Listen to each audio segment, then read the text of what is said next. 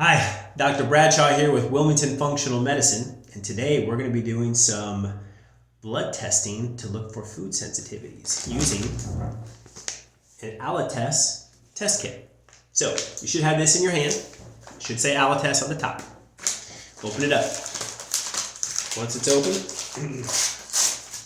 let's make sure you got everything in there that you need. So, we have a glove, we have return envelope that your sample will go into, we have instructions here, and we have a baggie, biohazard baggie. Inside that baggie, let's make sure that this is all in there. There should be a protein saver card. There should be 2 lancets, look like this. Should be an alcohol prep pad and a Band-Aid. All right, if you have all those things, we can begin. So, first thing you're gonna do, so that you don't forget, you're gonna take your protein saver card, and on here you can see name, date. So, if you're not gonna do your sample at this moment or today, don't write the date on yet. But your name and the date that you take your sample needs to be written on there. Okay? We're going to set that aside. In fact, go ahead and just kind of open it up this way so you can expose those 5 circles. If you're going to go ahead and do the test right now. If you're not, leave it closed like such until you're ready. But if you're ready to go ahead and do your test, go ahead and pop this open so that it can sit just like that. You can see that. I'm going to set that aside. Should be staying upright. It's got little legs. Okay, that being said, you're going to take that alcohol wipe, you're going to open it up, pull it out, take a finger, whatever finger you're going to be pricking, because you're going to be getting a blood drop off of the finger. So let's say it's the middle finger right here. I'm going to wipe that down, clean all the bacteria, anything of sort of detritus that's on your finger, clean that off, okay? Then you're going to take the lancet here. You're going to take this thin end with a nose on it. You're going to twist that. It's going to click and it's going to come out. Okay, that's now this yellow part's trash. And then you're going to take this yellow button and you're going to put this on your finger like this, and you're going to push down on this yellow button hard until it clicks. Yes, you're going to have a little ding, prick on the finger. Then you're done with this. And you're going to get a little blood drop on the tip of your finger. Okay? And you're going to place that blood drop directly into the middle of one of these circles. So let's just use this end one for example. I'm going to take my finger, I'm going to put it right on there. All right? I'm going to take it off. What we're looking for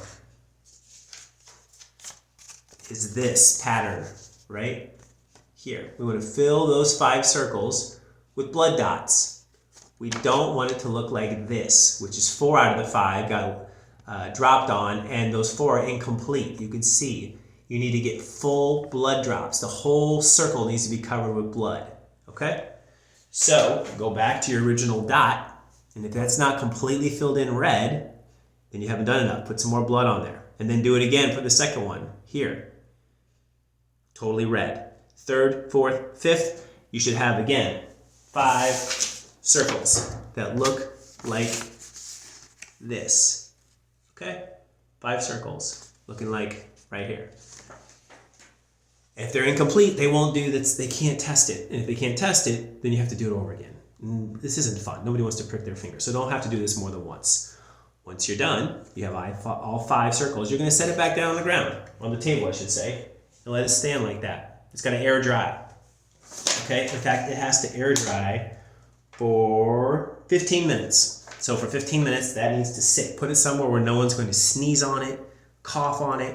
The dog's not going to chew it. Put it just somewhere where it's in a room by itself. Nobody's going to mess with it. Just let that blood dry. Okay, it needs to dry first. Of course, then you should be taking your Band-Aid because you've got this blood dot. Put the Band-Aid around your finger to stop the bleeding.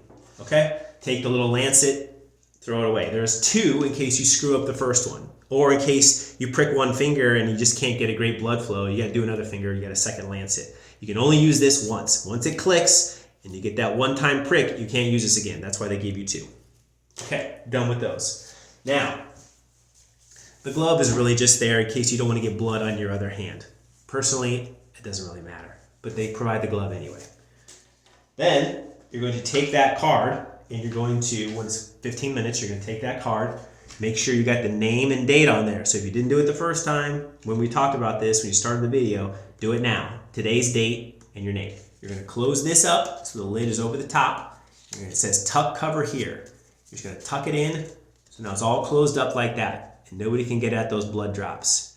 It's protected. And you're going to put that into your biohazard bag.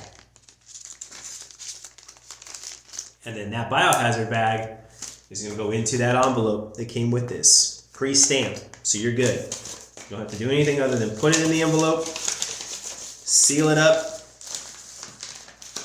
Good old-fashioned lick envelope. Close it up. Boom.